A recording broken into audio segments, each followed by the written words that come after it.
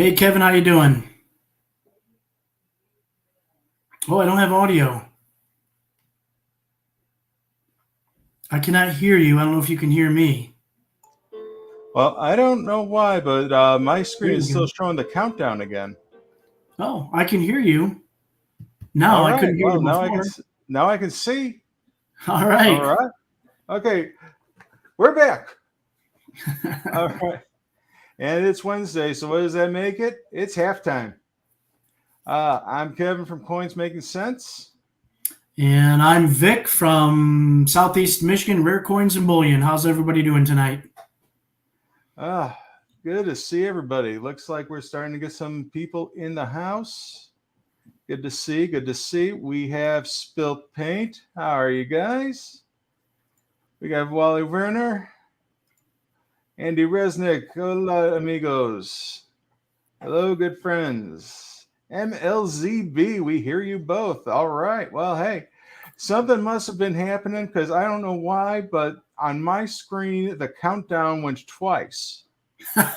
So that was kind of confusing. So, all right, but we're back. We finally figured it out. We got the Bass Man in the house. How's it going, man? All right. So this is halftime number 3. So what are we doing with ourselves?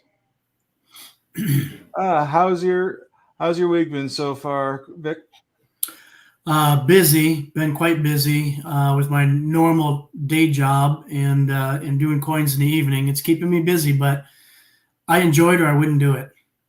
I hear you. I'm in the same boat. Everybody here knows I got my 9 to 5 working for the health system, and I try to fit the coins in when I can. So. Yep. Uh, And you and I both work in the IT kind of technical space. I work at ADP. I'm a senior technical program manager, so I manage infrastructure projects. And I know you work in yeah, websites I and work stuff. in application administration.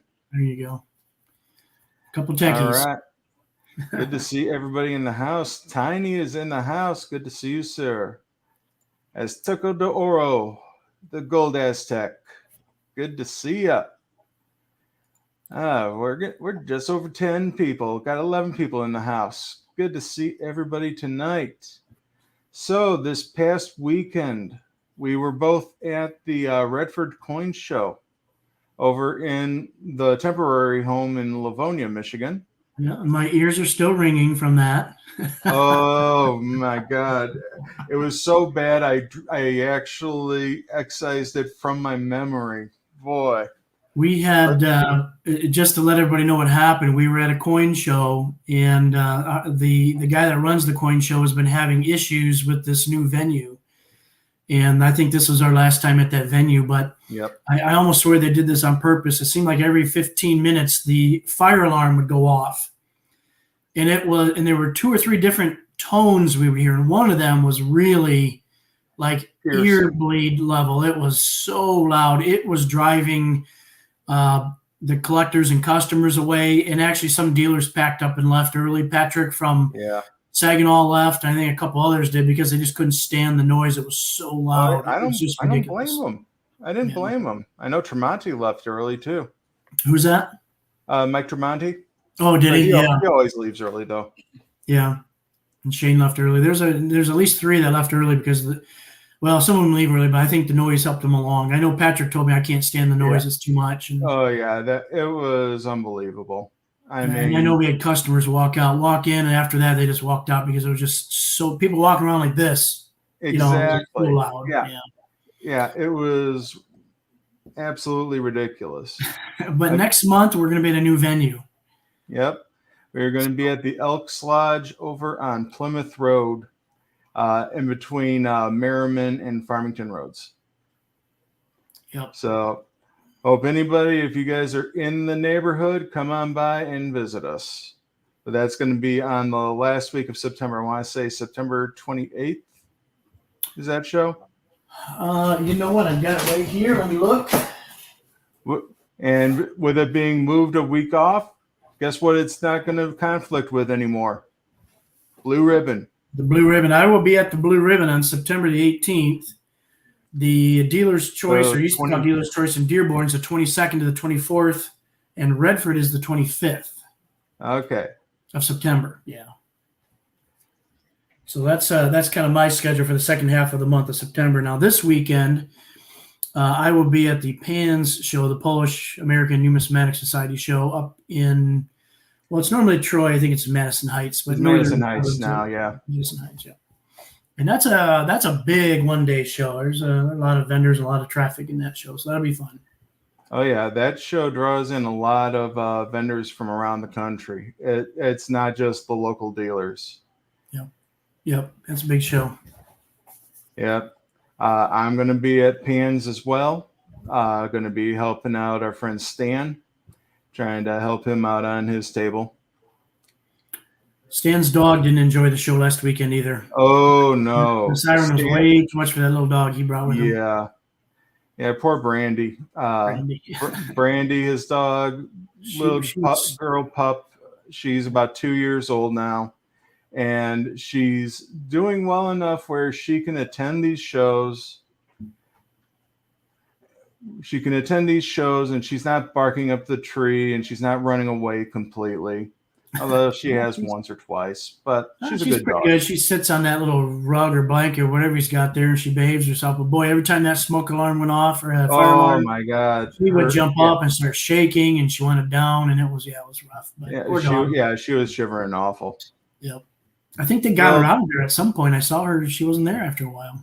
So Stan took her out to the vehicle to relax and be away from the noise for a little while. Yep. So we had to help out our four-legged friend. So more people are joining. Good to see everybody. We got DTS Coins from Cleveland. How's it going, Dwayne? Good to see you. Silver Wolverine is in the house, another Michigan local. CMC, did you do any other videos at the snow, or I'm going to guess the show, or was it not allowed? I try to be very careful with how many videos I did at the show. I have released my last one that I did. I did plan on having one of the display area where the exhibits were and the U.S. Mint exhibits, but I never got around to touring those areas. So, good question. Teddy Baker is in the house. Good to see you. Long time no see, man. Let's see. Anybody else? Theodore Jones Jr. Good seeing you at the show, man, my friend. Man, great. It was great seeing everybody there. And I spent 3 days at the ANA. You guys just heard about the first day. Second and third day were just as fun. I swear I saw more than enough people from Michigan in Chicago. In fact, it was so funny. If we wanted to meet with everybody for the Michigan State Numismatic Society, for the board members, we could have had a meeting there in Chicago. I think I saw almost the entire board. We were well represented there in the Windy City. Who else is coming in here? Bill Driscoll from Northern Michigan. Good to see you. Hey, Bad Gateway, my friend from Ann Arbor.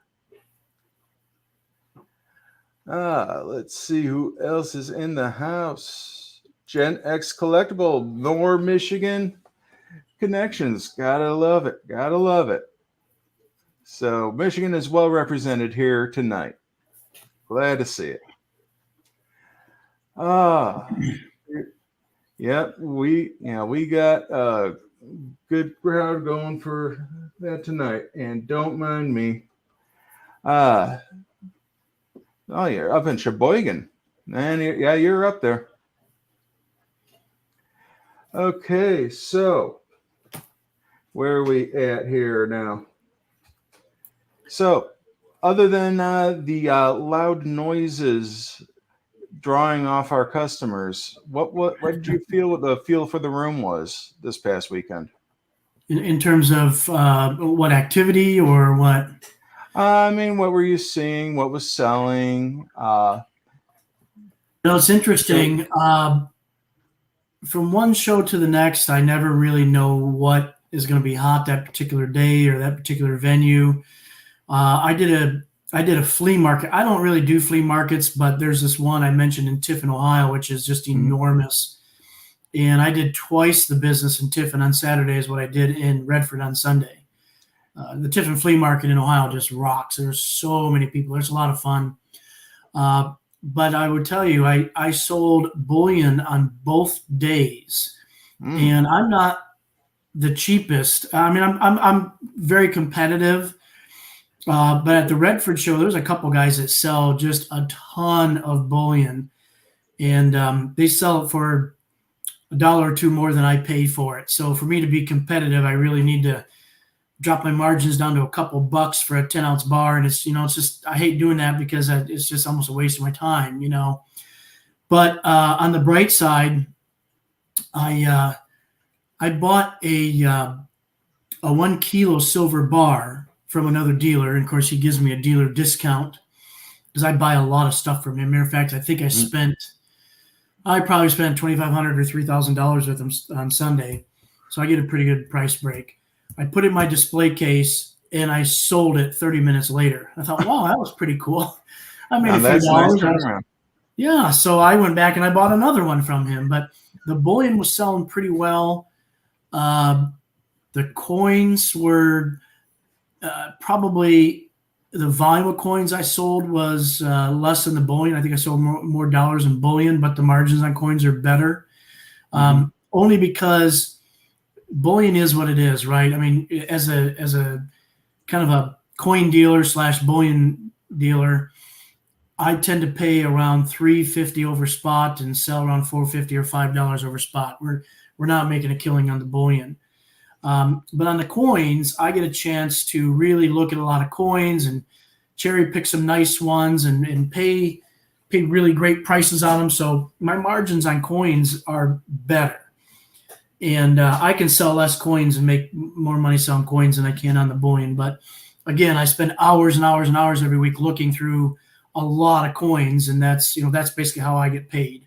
Someone doesn't come to me and say, "Hey, here's a 1950 D over S quarter, and I'm going to give it to you cheap." It doesn't work that way, right? You have to go out and find those deals, and then you can pass them along, make a really good deal to somebody, and still make a few extra bucks. So that's what I usually do with my coins. And so, although my coin sales volume was lower than the bullion, I actually made a few extra dollars, and that was true Saturday as well. So I think overall, sales on Sunday were pretty sluggish for Redford. That's usually a pretty good show, but I think the alarm system had something to do with it. I was going to say, we were definitely affected by the alarm system. Yeah.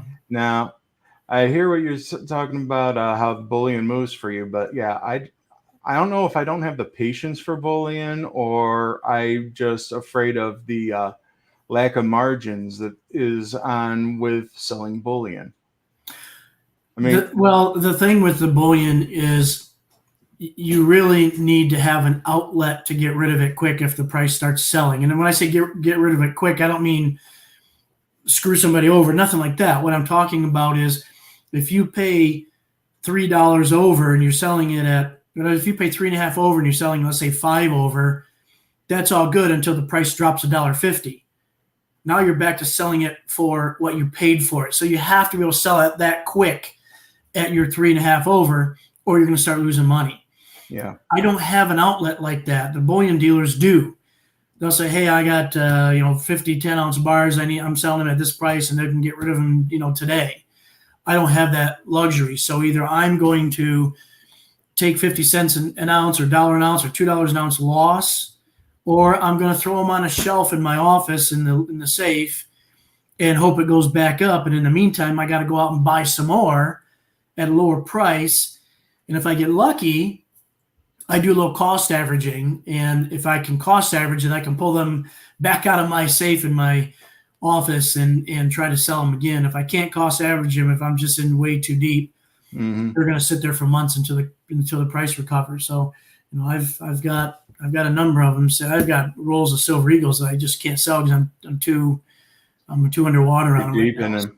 Oh, I know. That's all of us right now. Yeah. In fact, Silver Eagles are probably one of the slowest things right now. Yeah, I was paying anywhere from 35.50 to 37.25 a piece for them back in like March. And then the price dropped dramatically. Now I don't even know what they are. They're like, I haven't been paying attention. I haven't been buying them. I like think 32. They're like 11 over. So they're like $30, $31, $32. Yeah. Yeah. $31, $32. So, if I sold them, I'm losing $5 a coin, $4 or $5 a coin. And it's like, as long as I don't need the money right, my cash flow, then I'll just sit on them for a little bit longer. And that's just a bitter pill to swallow. Let me go back to the crowd and say hello to everybody, because we have gotten a crowd in here now. We got the Department of Numismatics. Hey, it's Don Bullion. How's it going, John? Aunt Laura loves the cannoli. So, hey, Don, we need some cannoli. Need it up quick. All right. Yote fan is in the house. Good to see you. More from the Michigan contingent. I know I saw her. There she is. We're getting squirreled. There's Mrs. Coin Crew. How are you doing, Ms. Angel? Great to see you. Oh. All right. Looks like we're caught up with everybody in here. So, yeah, it's just a matter of cost averaging it. But, I mean, yeah, you just have to flip it around so fast that I fear having it. That just about the only bullion that I carry is the collector's bullion, or premium, the ones that have the big high premiums on them. I mean, like the DC or the Marvel coins. Star Wars. Those are the ones that Well, you're a little safer there because when the price of silver drops a couple bucks, those don't really change that much, and you're probably okay on those, right? Exactly. Oh, looks like Silver Wolverine has a question for you, Vic. Do you love the modern Morgan and Peace dollars and beyond? I would say, do I love them? I love all Morgan and Peace dollars, especially the Morgan dollars. I'm not a huge fan of the new ones, only because of the way the mint is doing it, right? They're limiting them and they're just outrageously expensive and all of that. So, I mean, if I had my choice between buying an old original Morgan, original being, from the 1870s, 80s, 90s for $125, or buying a new one, I'd buy the old one almost every time. I'm not saying the new ones are a bad investment or anything like that. I just prefer the old stuff. I don't deal a whole lot with the new coins. I do have some modern dollar commemoratives that I usually keep in my inventory, and I actually have a binder that every time I find a different one, I stick it in the binder. It's the collector in me, right? It's like, oh, I don't have this Olympic tennis or whatever, right? So I throw it in there. But for the most part, I don't deal a whole lot in the newer stuff. And that said, I have boxes and boxes and boxes of it, but I don't go out of my way to acquire it or sell it. And sometimes I don't even bring it to the shows. But to answer your question, yes, I do like the new Morgans. They're very, very pretty. They're very well struck. The quality is very good on them.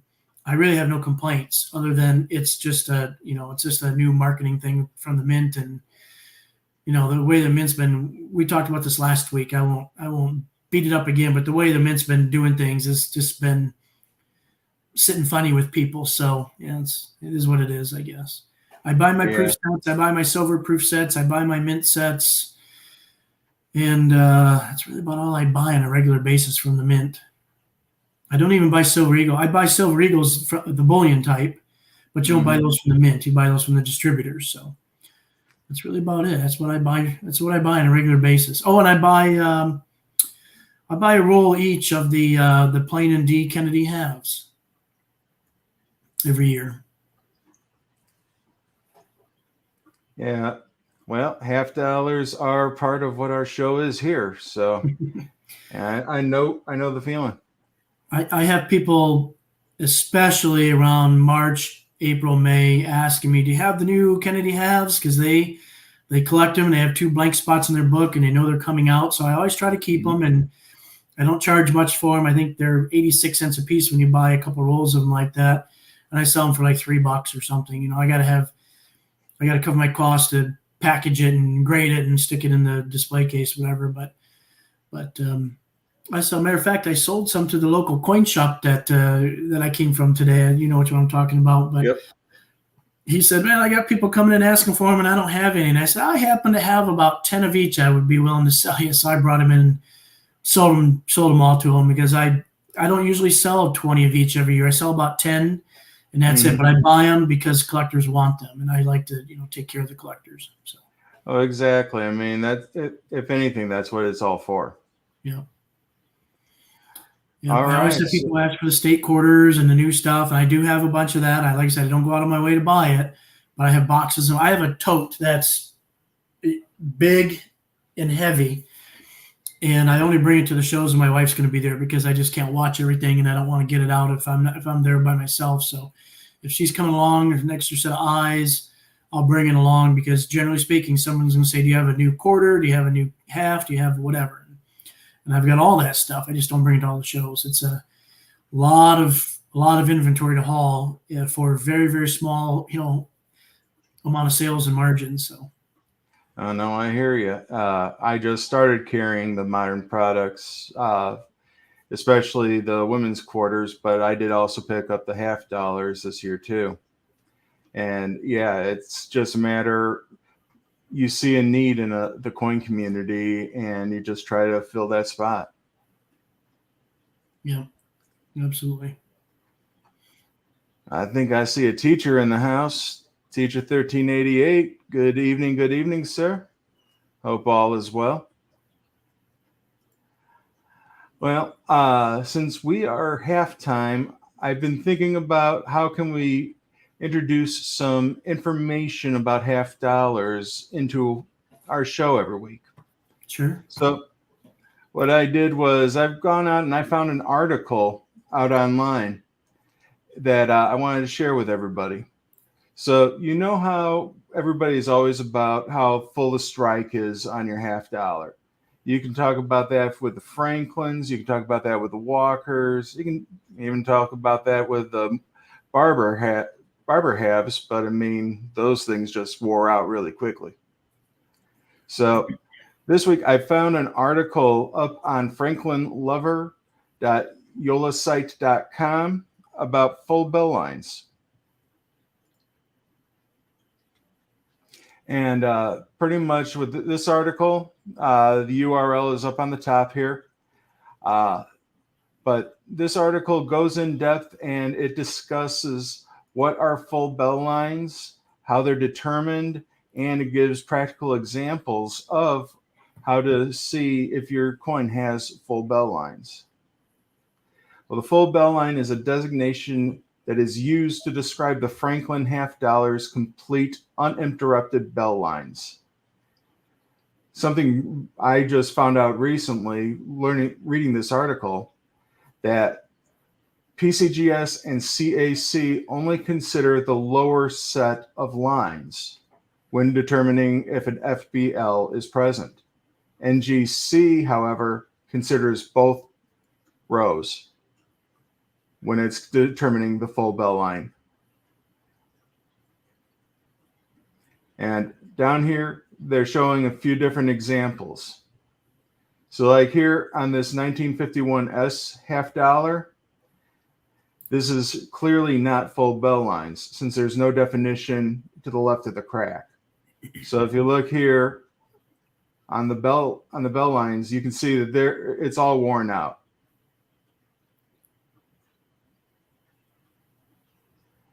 This 63 has a large gash in the end of the bell here, and this would not be considered full bell lines.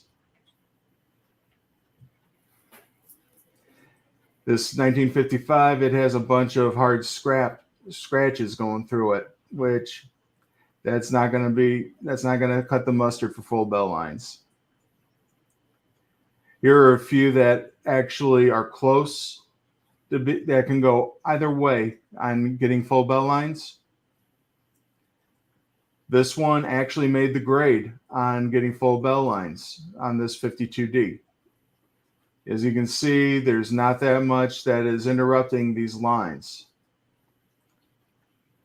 This one missed out, the 61D, because as you can see, there's a little bit of faintness over here on the left, and has a little bit of weakness just to the left of the crack too. And by the way, that's almost always where the weakness is on the left side of that crack in the bell. Yep. A lot of people think it's worn. They'll look at it. That's something you need to look for, and everyone kind of be conscious of this when you're grading a Franklin half. Just because it's a little flat there does not necessarily mean it's worn. It can still be an MS 62 or 63 or 64 even, or possibly higher, just somewhat weakly struck. And that's what full bell lines designation is, or on the Standing Liberty quarters, it's full head, or Mercury dimes, or Roosevelt dimes, full torch lines, or full lines. It's a designation indicating the strength of the strike. That's really what that's all about. So if it's got a weak strike, you won't see the full bell lines, but it may still be uncirculated. So I've seen a lot of people grade something AU 55 or AU 58, and I look at it, I'm like, man, this is an MS 63 coin all day long. Yeah. And there's ways we can talk about that later if you want. I don't want to interrupt you, Kevin. You're on a roll, but just be aware that just because it's maybe a little bit weakly struck doesn't mean it's AU. It can still be uncirculated. Exactly. But yeah, down here you can see that there are full bell lines attributed to some of these, but you'll also see that there are some scratches that are allowed. So like if you look on this one is apparently done through PCGS because that second set has that big gash going through it. You look down here at the lines on the bottom of the bell, and you can see they're fairly well strict. They're well stricken. You have no weakness here near the crack, and it's gorgeous full bell lines. Now in this 57D, you can see like right here, there's a very light scratch that's going into the bottom bell lines here too. But as you can see, the full bell lines are strongly stricken. So that much is still allowable, and it gets the designation. And again, you're looking at, there's two rows of bell lines there, and we're for the most part looking at the bottom row. NGC Correct. looks at the top row as well. Yep. Now, if you buy a coin that says full bell lines and an NGC holder, you know that's a good coin. Yep. Yeah, they are the most strict on that process. There's another one that just jumped into my mind, Jefferson Nichols. Jefferson Nichols, one of the grading companies, I don't remember which one of them you only have to have 5 steps to be considered full steps, and one of the grading companies you have to have full 6 steps. I know once upon a time they were actually distinguishing that. Well, one of the grading companies will say 5 full steps or say 6 full steps, and the other one just says full steps. And I can't remember which one is which, but if you have 5 steps, I think it might be PCGS because they seem to be a little more relaxed here with these. I think the PCGS will designate 5 full steps or 6 full steps in the Jefferson Nichols. And NGC, you have to have 6 full steps to be designated full steps. But I'll tell you what, if you find a Jefferson Nickel in the late 40s or the 50s that has full steps, it's usually worth some money. They're tough to find. That they are, because it was hard to get that die strike on the nickel. You can find them a little more often in the silver war nickels. I've found several. I've cherry-picked several over the last year, maybe 6 or 8 of them. But to find the real nickel ones from 46 to, say, 58, boy, it's tough. Really, really tough to find them. Well, those war nickels had that silver in it, which made it a softer metal to put the strike on. Yeah. And the last one I wanted to show you that is full bell lines. you'll see that these full bell lines are still categorized with the FBL, even though there is a die crack going through the bell lines. And you can see they did a blow up on the crack, the die crack. However, it's still not interrupting those lines.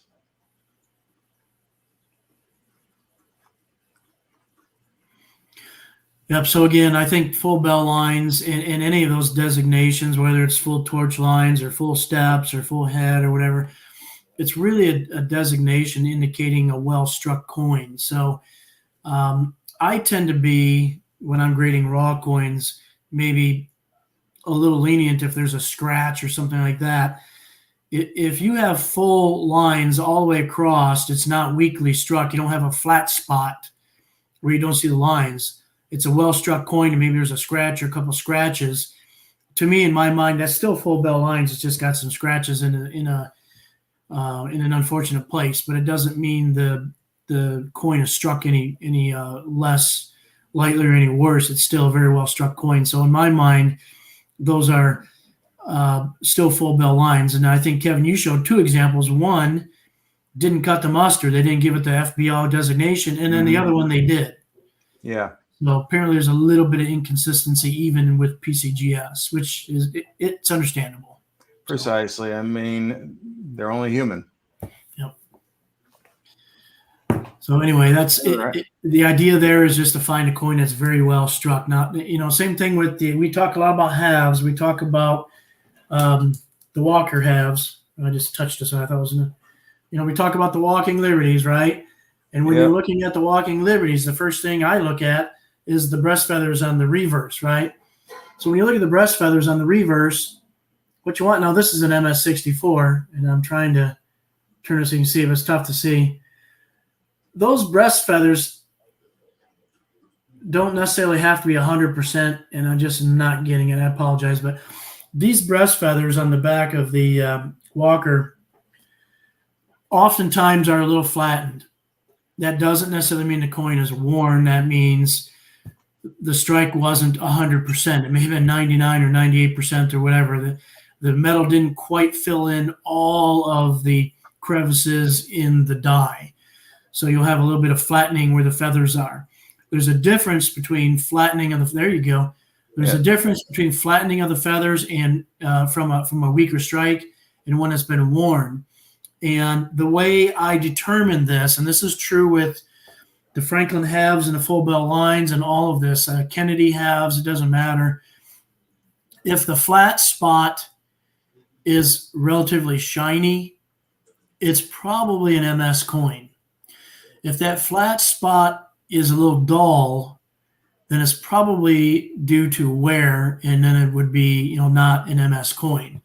The other thing you want, that's just the one thing I look at. The other thing you want to look at is the field, particularly on the obverse, because on the reverse, I don't care if you're looking at the Walkers or Morgan dollars or any of those big coins, for whatever reason, the reverse always looks better than the obverse. I don't know if you've ever noticed that, Kevin, but the reverse, especially on Morgans, I look at a reverse, I'm like, holy cow, this is MS65 all day long. And then you look at the obverse, man, you're lucky to get a 63 out of it.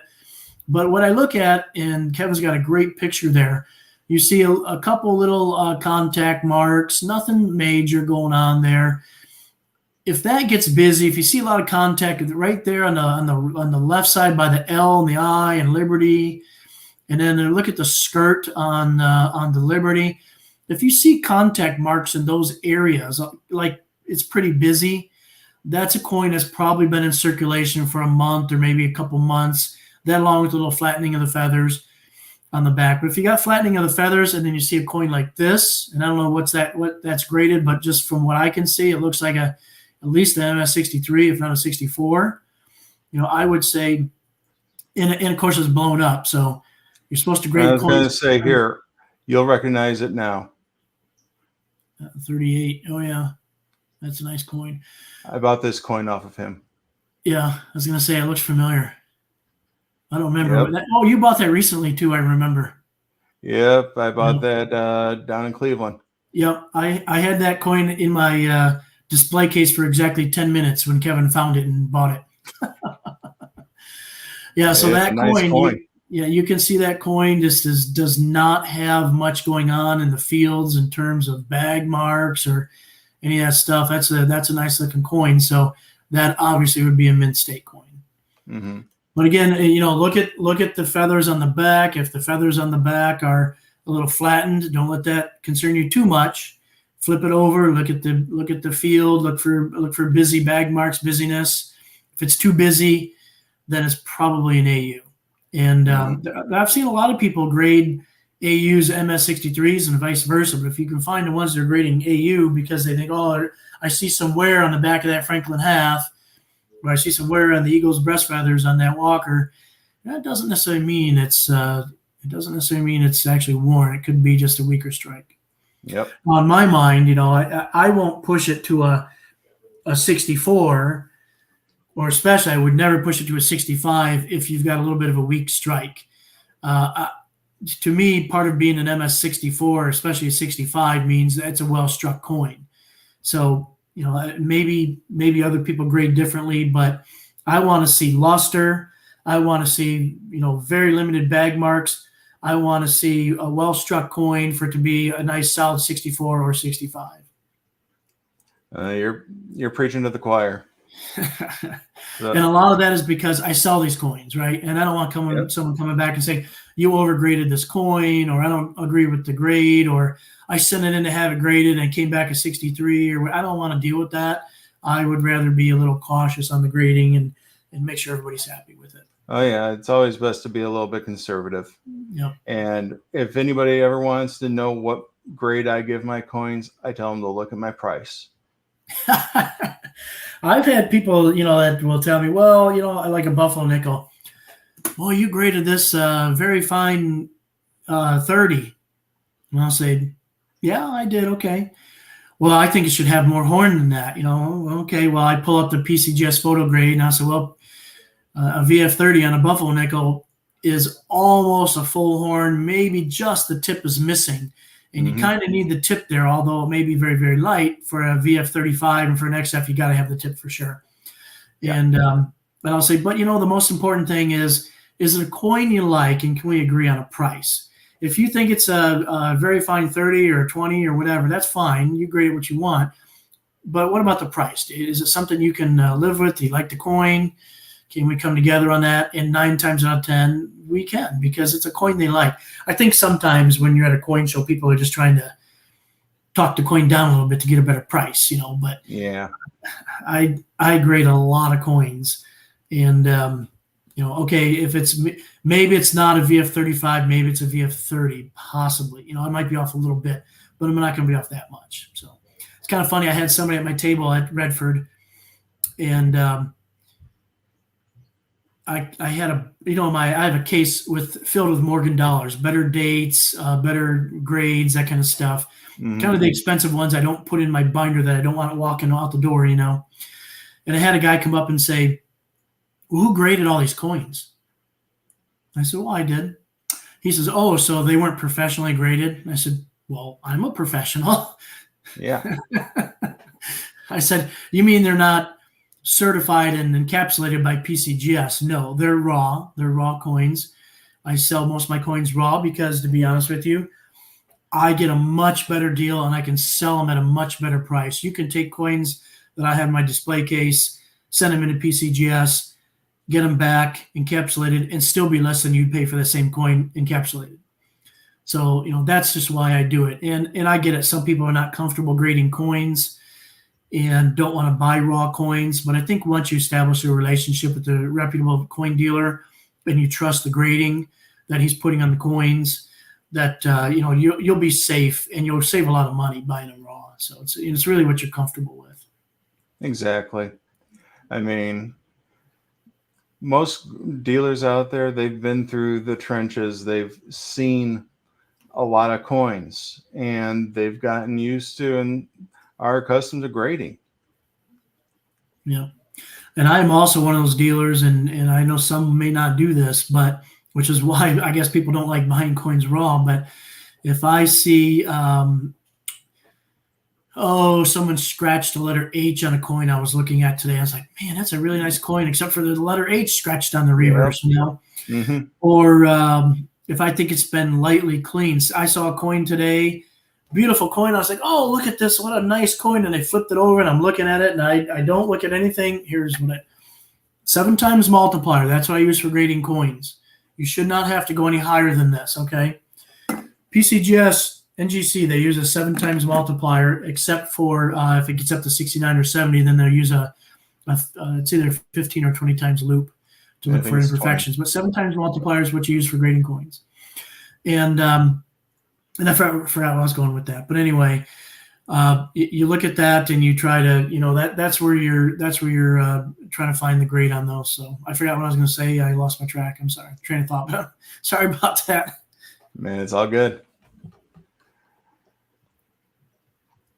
Oh, I was going to say the scratches. Yeah. So if I see a coin that looks amazing, the first thing I do, especially if it looks like it might be like a high AU or UNC, I will get up my 7 times multiplier, 7 times loop magnifier, and I'll look at the coin. And what I'm looking for is indications of wear, indications of circulation.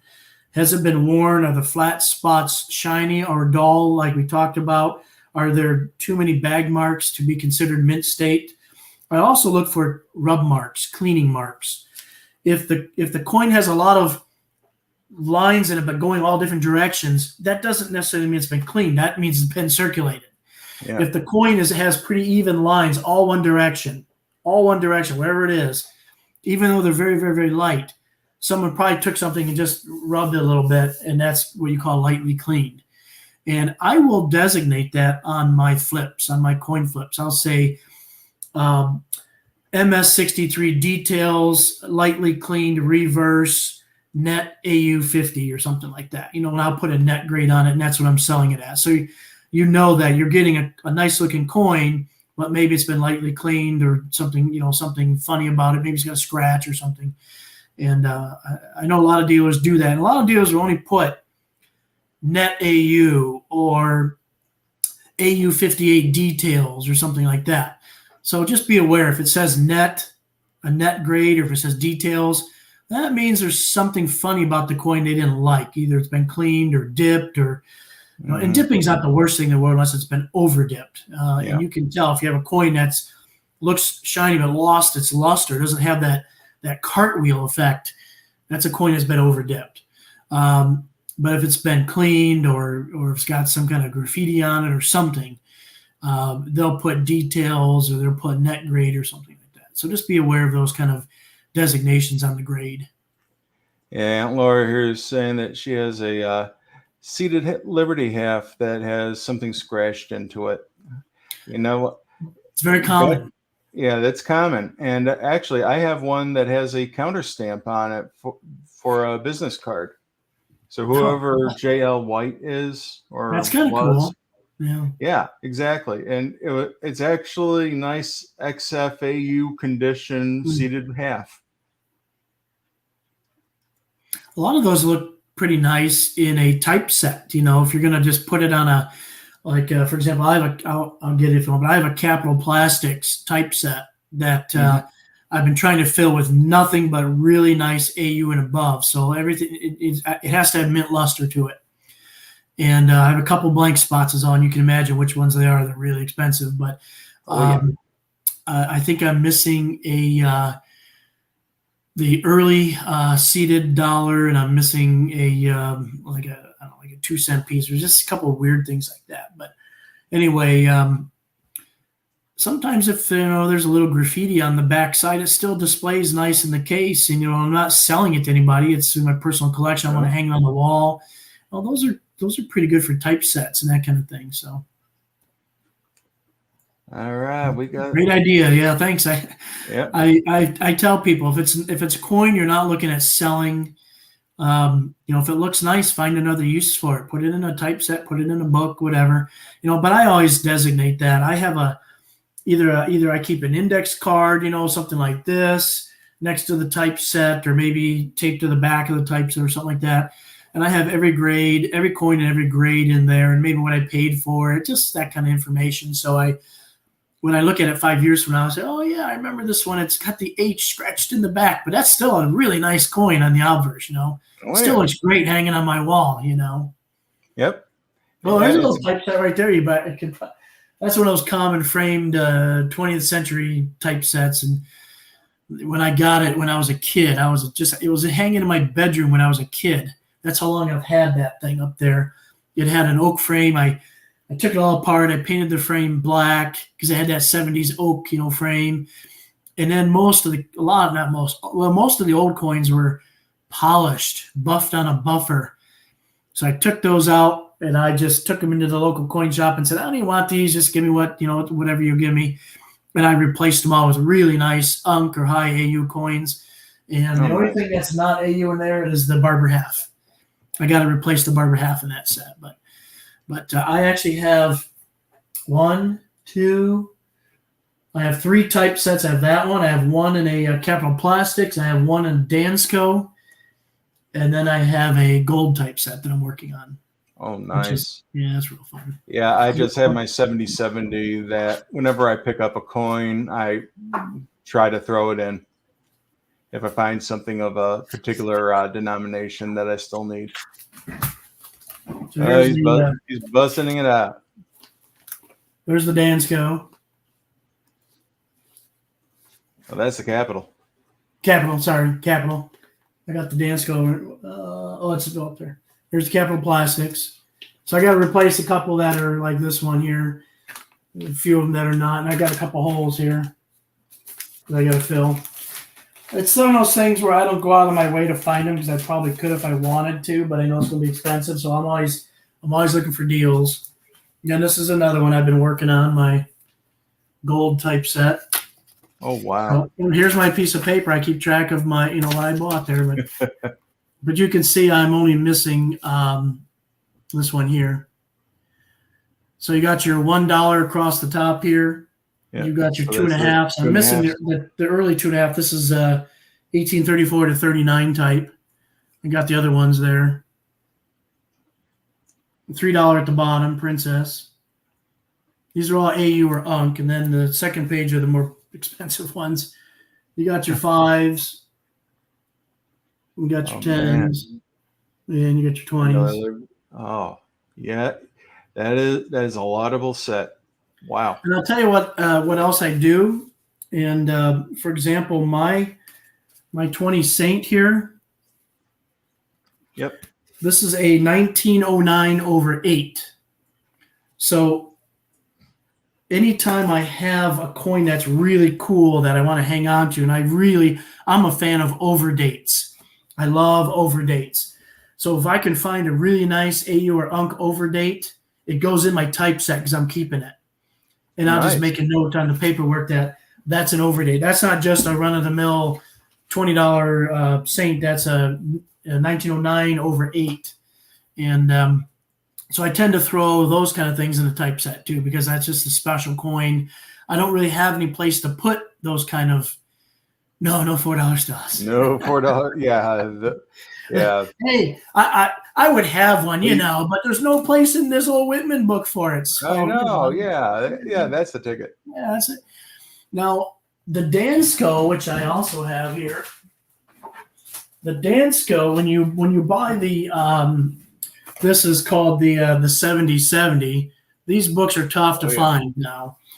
And when you get the 7070, of course, it's got all your standard stuff in there. And I have a couple oddball things. I know I've got these in my display cases. I just haven't moved them over here yet. But you got all your standard stuff here, right? Yeah, you got your whatevers, and then I have a pretty nice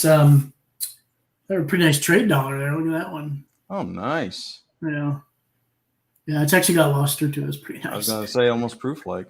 Yep, and then you've got it is almost proof-like, and then you've got your your 76 stuff. But these Danscos, you could actually get another page, which I don't have and I've not been able to find. But you can, they have a page you can add in this binder for gold, which is really cool. But the gold is a subset of what's in this one.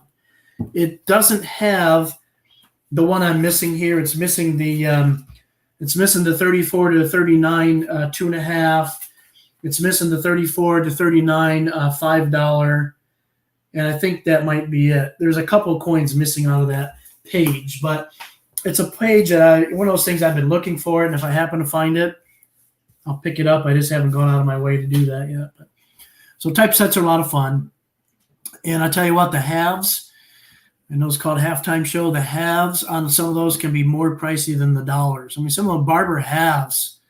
You get a nice barber half and unk. Oh my goodness, they're expensive. Yeah. Jeez, even common dates, even the common dates are expensive.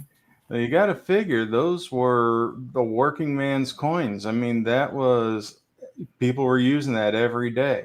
Yep. You take your family out for lunch, and those are a 50-cent piece, or maybe 2 50-cent pieces back then. Mm-hmm. I mean, out for dinner. You take your family out to whatever. You go to the hardware to buy something to fix your home. You're paying 50 cents or $1. It was a workhorse coin. Exactly. Yeah. So Aunt Laura is asking, what is your favorite half? Someone says they like seated halves. I'll tell you what, seated halves are beautiful when they're in high grade, and barbers are the same way in high grade. Barber halves are really unattractive coins in low grade. They're just terrible. But I'll tell you what, if you've ever seen a barber dime or a barber quarter or a barber half in like an MS-64, man, is it a good looking coin. It is just beautiful. And part of it is because you rarely see them. Exactly. And when you look at it, you're like, oh my God, look at this barber half. Oh, geez, and I drool over those coins. They're so amazing. But my favorite half easily is the Walker. I mean, with hands down, no question about it. Yep, I'm right there with you and with Ms. Nick's coins. Walkers, of course, are the favorite. Yeah, we like the Walkers. Yeah, everybody here knows my favorite. What about the Walkers? What about the Walkers? Yeah, I bought some Franklins today. I got some today. I had to fill some spots, and I was at my local coin shop a couple weeks ago, and somebody had brought in a Capital Plastics filled with all AU and UNC Franklins, and the local coin shop didn't want the Capital Plastics. They took all the coins out, packaged them up, and of course I bought 3/4 of them packaged up because they were nice coins, And then he says, do you want the Capital Plastics holder those came in? I said, yeah, how much you want for it? And he goes, well, you're buying all the halves. You might as well just take it for free. And I said, okay. Hey, so I took it for free. He had all the hardware, all the screws and everything. So I've got that. I'm probably going to put the halves I bought back into the Capital Plastics holder and see if I can put a set together. I love selling those sets. It's funny. They got it. They took them all out. They packaged them all up. I bought all the nice ones, and I'm going to put it back together. So yeah.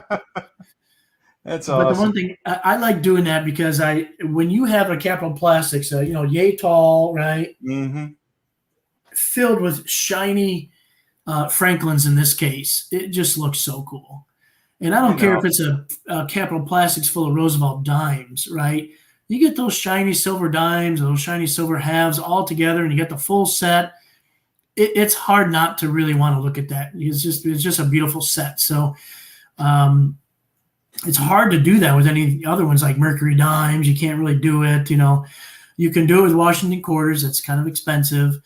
But you don't. There's very few sets you can put together. But Franklins are one of the sets you can put. Now you can put together a nice short set of the Walkers, and that's a really stunning set.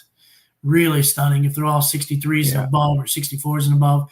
But Franklins, you can do a whole set for not a ton of money. There's like of course you got your 49 DNS, your 49 planes a little bit pricey, your 52S, 53S, but outside of those, a lot of those coins you can get for under $25 in a really nice condition. So. Yeah. Heck, some of them you can find uncirculated ones in the junk silver bins sometimes. Absolutely. Well, like this 51, I paid $16 for that coin today. Man. Here's a 60D. I didn't really need a 60D, but I thought I'm going to throw that in the holder. Yeah. I paid $14 for that coin today, Well, here's another one. Yeah. 52D. That's a nice coin. I mean, Oh yeah. they graded MS63. It's a little dark, but I was going to try to do a quick dip on it, just see if I can get it's got a little toning on it. It makes it a little ugly. It's not pretty toning. But I paid $14 for that one. But here's a 50D. Here's a 50D, a solid MS63, probably even a 64. I paid $22 for that coin. Yeah, I was going to say, and just look at the bright luster on it. Yeah, and that's a beautiful coin. I'm not touching it other than to put it in the Capital Plastics holder. So, I don't dip coins unless I think it's going to improve the condition. This is the one I was telling you, this 52D. It's a little dark. I mean, it's got luster. You can see the luster. You can see the cartwheel effect. It's just a little darker than I would like. And if I'm putting a whole set in that Capital Plastics holder, I want them all to look the same.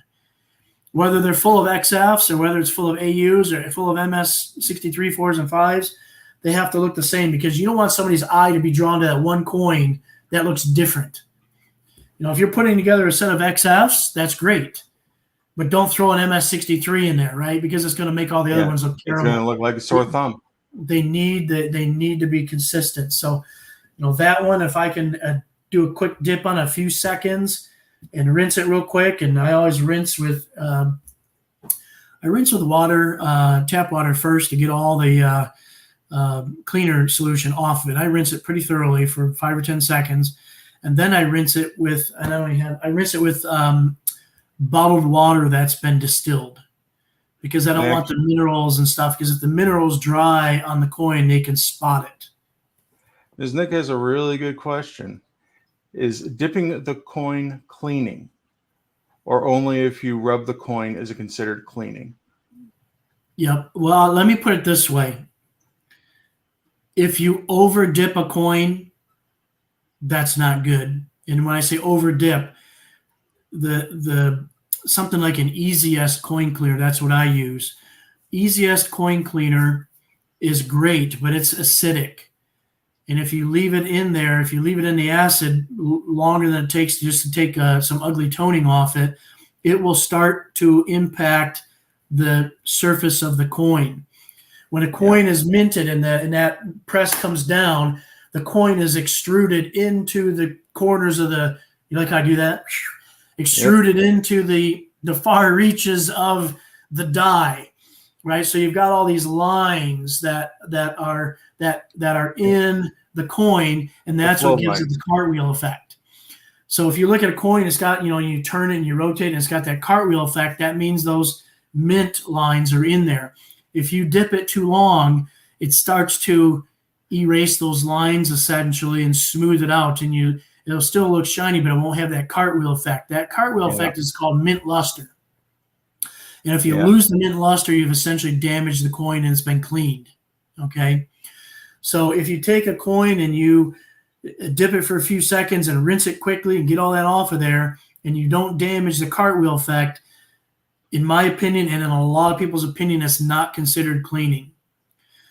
Certainly, if you rub a coin and you leave marks on it, that's considered cleaning.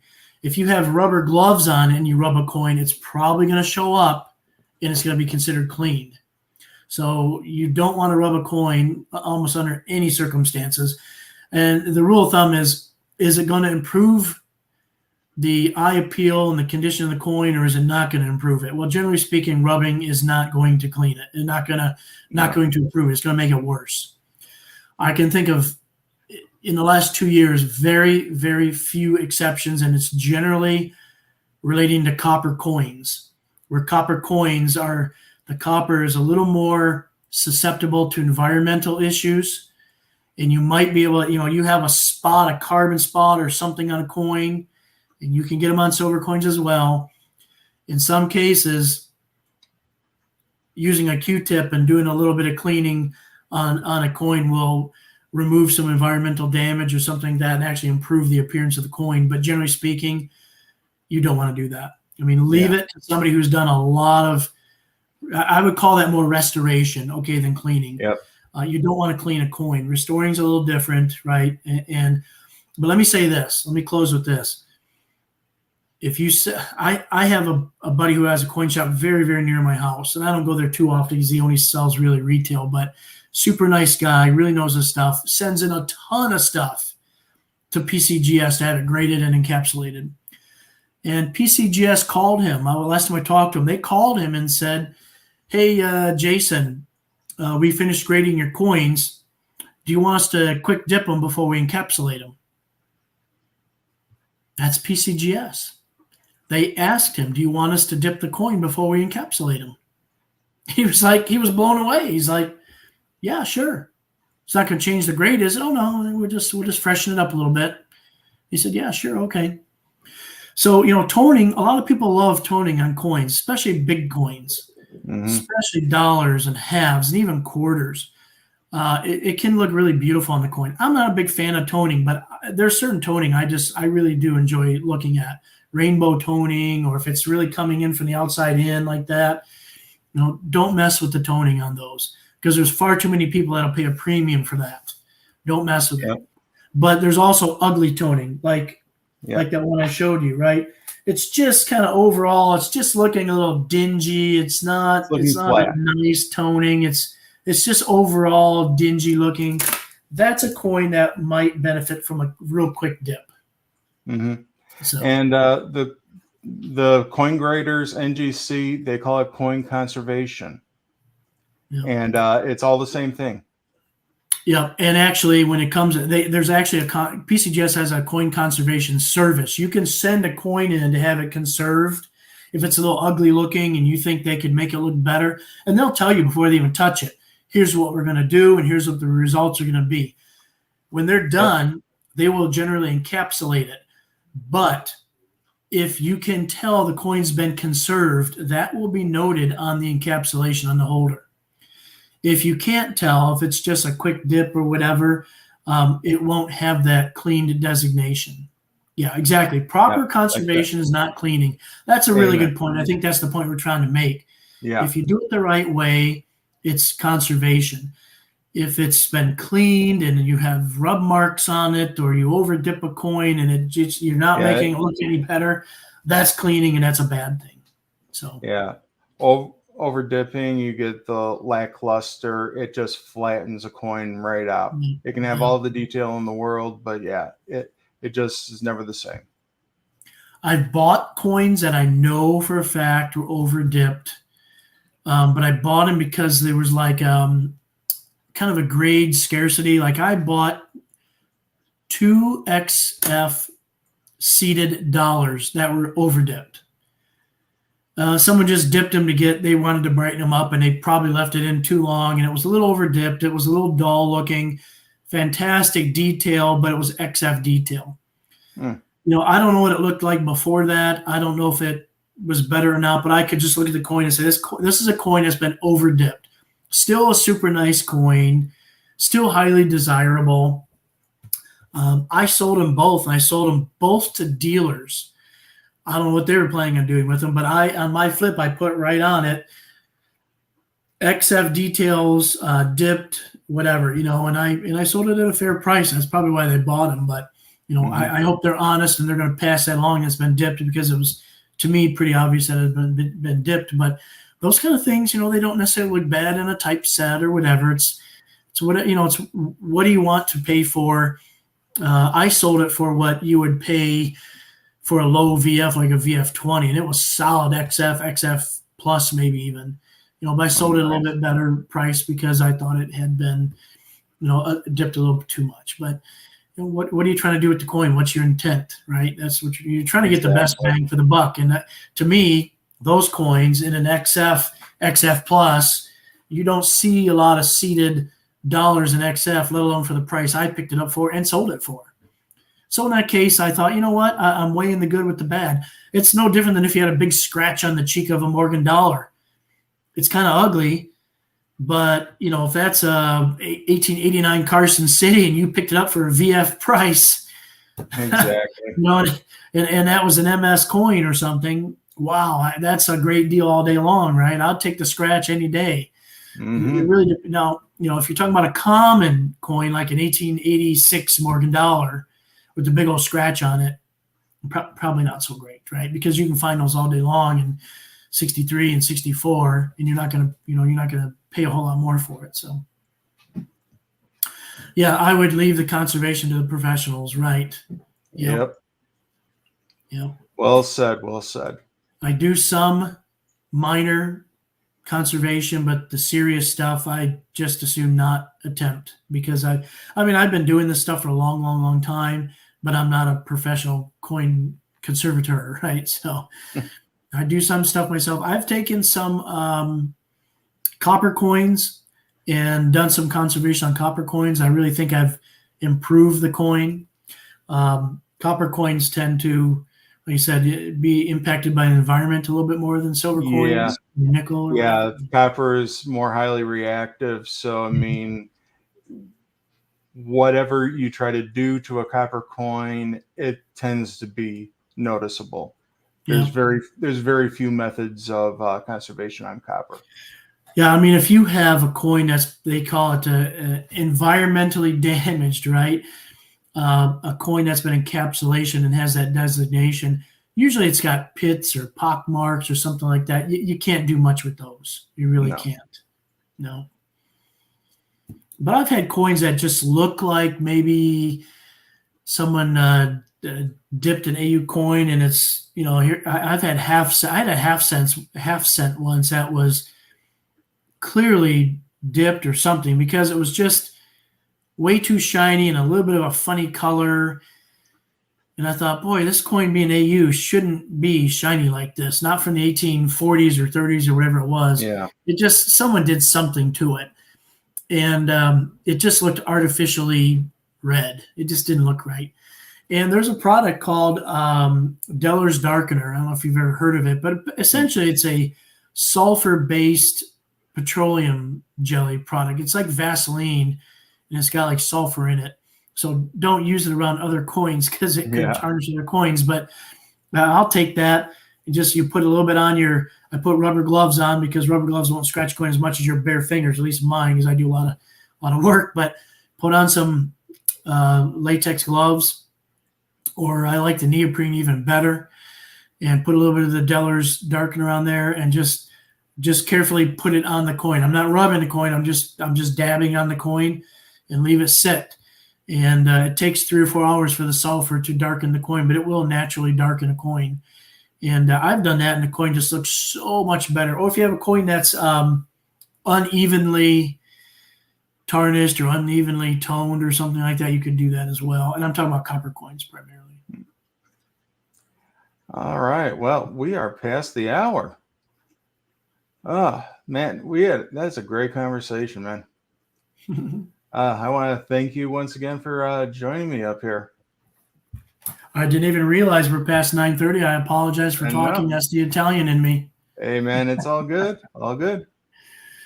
All righty. So this weekend, both of us are going to be up at the Polish American Numismatic Society show. Yep, I'm off Saturday, and Sunday we'll be at the Polish show, so I hope to see some of you there. Yep. Well, we have enough in the Michigan contingent here. I wouldn't be surprised if we saw some. All right. If you do see either of us at the Polish American show on Sunday, let us know that you watched our broadcast on YouTube. Mm-hmm. That'll be a lot of fun. Oh, yeah. All righty. Thanks, everybody. Appreciate your time. All right, everybody. So you have yourselves a good night, and we'll see you at the show. Take care. Bye-bye. Bye.